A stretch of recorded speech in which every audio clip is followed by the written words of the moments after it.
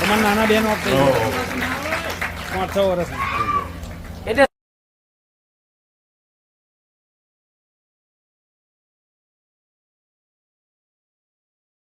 ભલે હવે તમે આયા એટલે એ તો મને ઓળખતા જ નહીં તો ના મારી તો જે મને નહીં માનતું, જે મારા સાનિધ્યમ નહીં આવતું, જે મને રોમ રોમ નહીં કહેતું, એના વિશે શું લે હારું કરવું કહો? મને તો નમે એ ગમે, મને મોને એની માતા છું. કેટલી વાર તમે એમને કીધું આવવાનું? કયું મારી છે? જેટલી વાર કીધું કીધેલું ને પેલા તો શું કહેતા એ? જઈશું જઈશું એમ મારી મોને ને અમારા ઘરમાં તો બહુ કકરાટ કંકાસી આડ્યો મારી તો અત્યારે હવે મને નહીં માનતા તો હું શું લે હારું બોલું કહો હેડો મારી અમારા પતિ તે હારું કરવું પડશે ને હે મારી અમે તો મોનીએ પણ કોને કે મા બાપ હોય એટલે દીકરાને તો હવે મોને ના મોને પણ દીકરા માટે હંમેશા મા બાપે એને માતાઓ જો દીકરા માટે જ માગ્યું હશે આવું. ઘણા ટાઈમ ભૂવા કરીને થાચી ગયા પણ ઘરમાં લખો ચાલુ જ રહે. કંઈક ને પેલી માતાને ઝોપડી માતાને પેલી માતાને એવું જ ચાલે છે. અને મારી જમીનનો લોચો હે એ બધું કહું છું શાંતિ તો રાખ. બરાબર. હજુ મારી ગાડી શેર તો મારવા દે. તો ડાયરેક્ટ લઈ જાય છે. જો તમારે ઝઘડા કકરાટ કંકાસ થાય એટલે સમજી લો તમારા દેવનું બહુ ચોખ્ખું નહીં.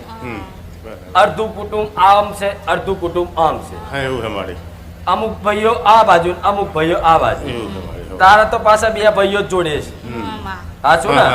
બીજા કોઈ સત્કાર હાલે એવા તો તું એ બેની આશા રાખીને કદાચ કહેતો હોય તો તમારા પૂરતું હું કહી શકું. ના બરાબર મારી. વધારું બોલીશ નહીં ચામ તમારું ઈયાળું છે, ભેગું છે.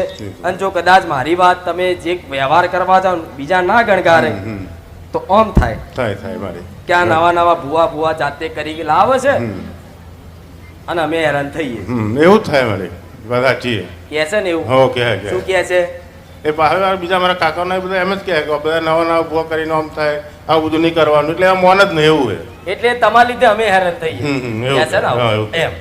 હવે હું ચમ ધીરે ધીરે ગાડી ઉપાડું છું, કહું છું આ બધું ચમ થાય. કુટુંબ ના મોને, કાકા ના મોને, જો તમે માનતા હોય અને તમારા એકલા પૂરતું કરવું હોય તો હું માતા એવું કહું છું તમારી પેઢીની, તમારા વડીલોની 84 ખાતાની માતાઓને કદાચ અપનાવી લો તો કદાચ તમારા ઝઘડાનું સમાધાન થઈ જાય. ઘરમાં રૂપિયો ટકતો થઈ જાય.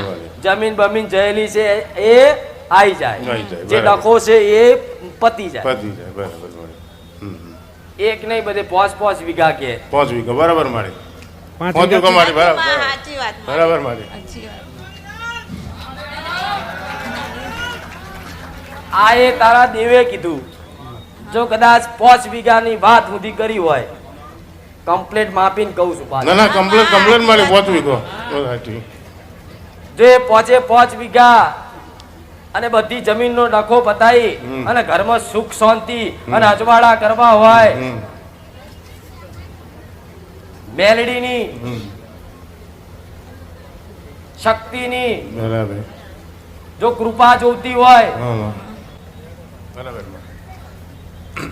મસાણી માતા જેના 84 ખાતું કહેવાય જે તમે દીવો કરતા બિહાડી છતાંય આ દેવનો અતો પત્તો નહીં.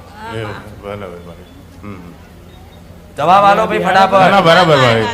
અમે બેલડી મોહણી પૂજ્ય ખરા ઝોપડી માતા તને પૂજ્ય હમ એવું છે તને માતા. મસાણી નું શું કરો છો તમે? મસાણી એટલે પેલા ગઈડિયા હતા એટલે પેલું કરતા હતા અને આજ અમે નહીં કરતા. આવડેનું તો કશું થતું નહીં. વરવું જ નહીં ભરાતી માડી વાત સાચી નહીં થતું. નહીં કરતો રામ. આજ મસાણી મેલડી એવું